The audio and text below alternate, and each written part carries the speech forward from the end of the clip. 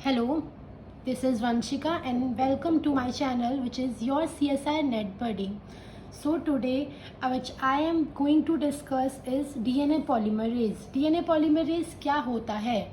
First of all this is the question. So DNA polymerase is an enzyme जो कि क्या करेगा?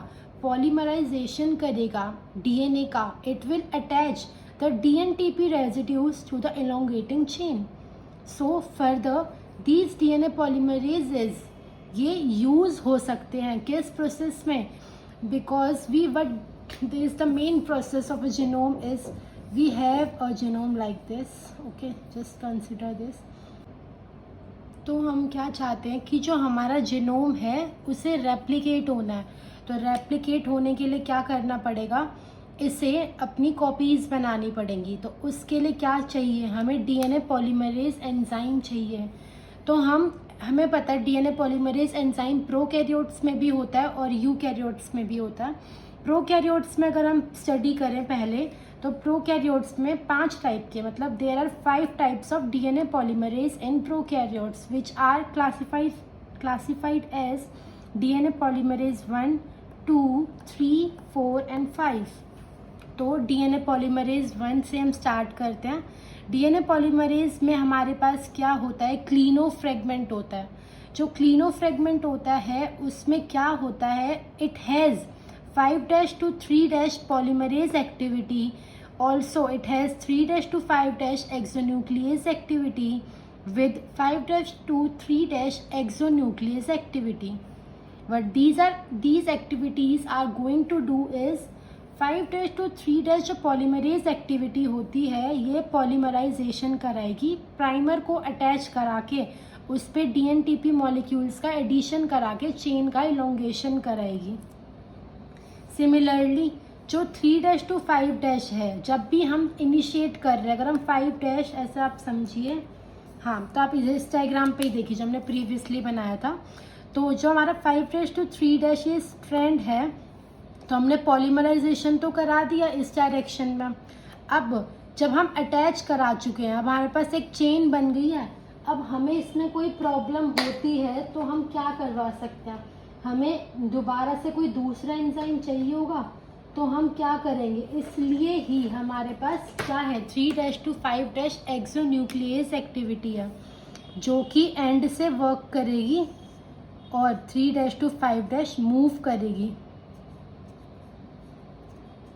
3' to 5' यहाँ पर मूव करेगी क्योंकि वो क्या करेगी? जो स्ट्रैंड सिंथेसाइज हुआ है उसकी टिप से, जहाँ से वो सिंथेसाइज हुआ था वहाँ तक उसे स्कैन करेगी. कोई गलत रेजिड्यू तो अटैच नहीं हो गया है कहीं पर, तो उस न्यूक्लियोटाइड की स्कैनिंग होगी एक तरीके से. उसके बाद हमारे पास क्या है? 5' to 3' जो एक्सोन्यूक्लियस एक्टिविटी होती है. जैसे कि हमारे पास हमने मतलब हम रेप्लिकेशन में पढ़ते कि हमारे पास एक लीडिंग स्ट्रैंड होता है और दूसरा लैगिंग स्ट्रैंड होता है. तो लैगिंग स्ट्रैंड में क्या होता है? हम प्राइमर्स को यूज़ करके उसे कॉन्टिन्यूअस बनाते हैं. तो जब हम प्राइमर को यूज़ कर रहे हैं, उस प्राइमर को रिमूव भी तो करना पड़ेगा, क्योंकि जो प्राइमर होता है वो होता कौन है असली में? वो एक आरएनए होता है. आरएनए प्राइमर होता है वो. तो हम डीएनए में आरएनए तो अटैच नहीं करवा के रख सकते हैं क्योंकि वो उसको स्टेबिलिटी को ख़राब कर देगा. तो हमें क्या करना है? हमें उसे रिमूव करना है. इसलिए हम क्या करेंगे? 5' to 3' एक्सोन्यूक्लियस एक्टिविटी को हम यूज़ करेंगे. ऐसे ही हमारे पास क्या है? डीएनए पॉलीमरेज 2 है जिसमें क्या होता है? उसमें एक क्लीनो फ्रेगमेंट होता है. क्लीनो फ्रेगमेंट हमारे पास जो हमने अभी ऊपर स्टडी किया था 5' to 3' इसके पास पॉलीमरेज और प्रूफ रीडिंग एक्टिविटी हो, उसे हम क्लीनो फ्रेगमेंट बोलते हैं. तो वो हमारा कहाँ पे प्रेजेंट है? डीएनए पॉलीमरेज 2 के अंदर. ये जो एंजाइम है ये प्राइमर रिमूवल नहीं कर सकता है. कौन नहीं कर सकता है? डीएनए पॉलीमरेज 2 प्राइमर एक्टिविटी को, प्राइमर रिमूवल की एक्टिविटी को परफॉर्म नहीं कर सकता. तो उसके लिए हमें डीएनए पॉलीमरेज 1 ही यूज़ करना पड़ेगा. अब जो हमारे पास हाईली प्रोसेसिविटी वाला जो एंजाइम है डीएनए पॉलीमरेज, अगर हम चाहते हैं कि 1000 बेस पे ऊपर हमारे सेकंड अटैच हो जाए, पर मिनट अटैच होते चले जाएं, तो हम उसके लिए क्या करेंगे? हमें डीएनए पॉलीमरेज 3 लेना पड़ेगा.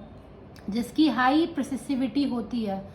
प्रोसेसिविटी से मतलब है कि अपने रिमूवल, उस जगह से हटने से पहले उसने कितने रेजिड्यूज ऑफ DNTP अटैच किए चेन के अंदर, उस प्रोसेस को हम प्रोसेसिविटी बोलते हैं।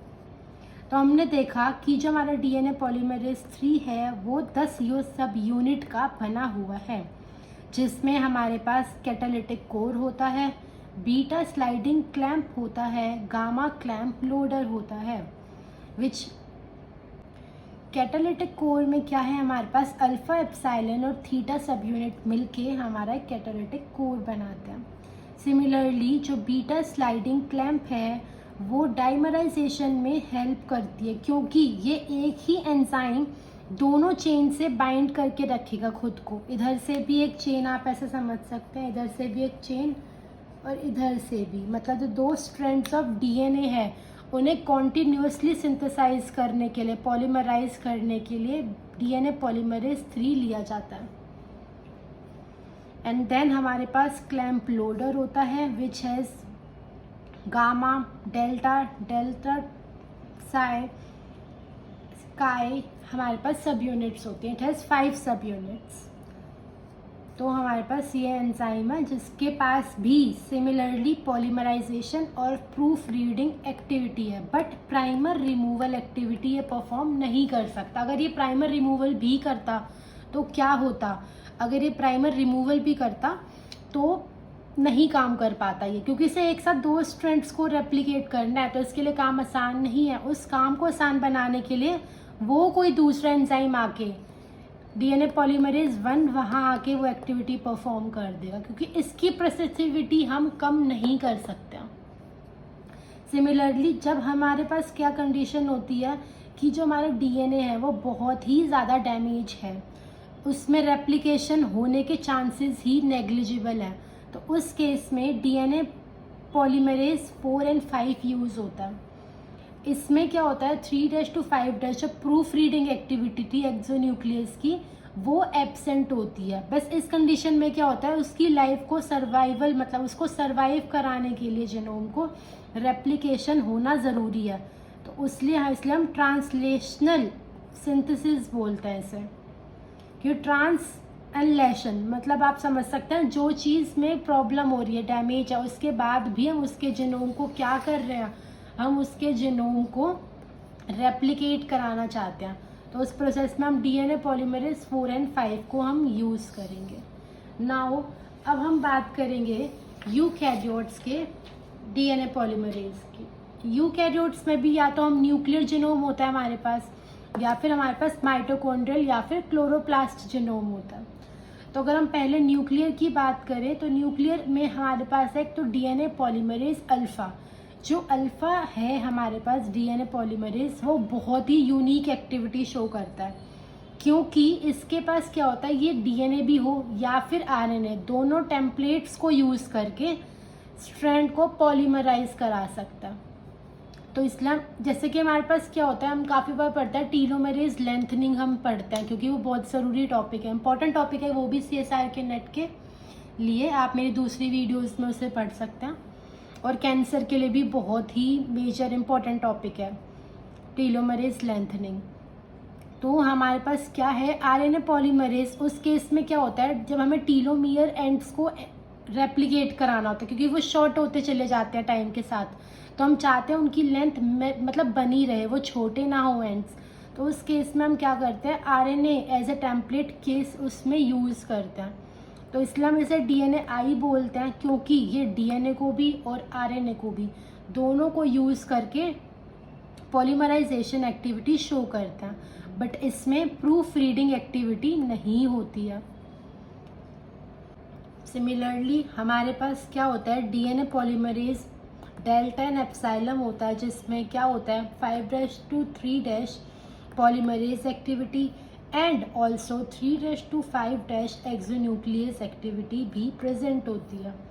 जो खास तौर पर यहाँ ध्यान देने वाली बात है, जो क्वेश्चन पूछा जा सकता है, बेसिकली कई बार तो आपसे यही पूछा जाएगा कि ये एंजाइम एक्टिविटी कौन सी प्रेजेंट है या इसमें कौन सी एक्टिविटी एब्सेंट है। ये क्वेश्चंस आ चुके हैं बहुत बार CSIR नेट के अंदर। और साथ के साथ आप एक ये इम्पोर्टेंट क्वेश्चन है बहुत ज़्यादा, जो एम्फीडी कॉलिन है वो क्या करता है? एम्फीडी कॉलिन इनहिबिट करता है किसको? न्यूक्लियर जो डीएनए पॉलीमरेजेस हैं उन्हें इनहिबिट कर देता है यूकैरियोट्स के अंदर, और उन्हें क्या करेगा? उन्हें रेप्लिकेट होने नहीं देगा वो इस केस में। फिर हमारे पास आता है माइटोकॉन्ड्रियल जीनोम। माइटोकॉन्ड्रियल जीनोम के अंदर हमारे पास होता है डीएनए पॉलीमरेज गामा।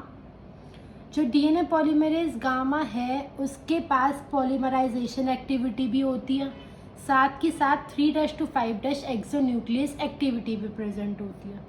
तो हम ये नॉर्मल कंडीशन में यूज़ कर सकते हैं।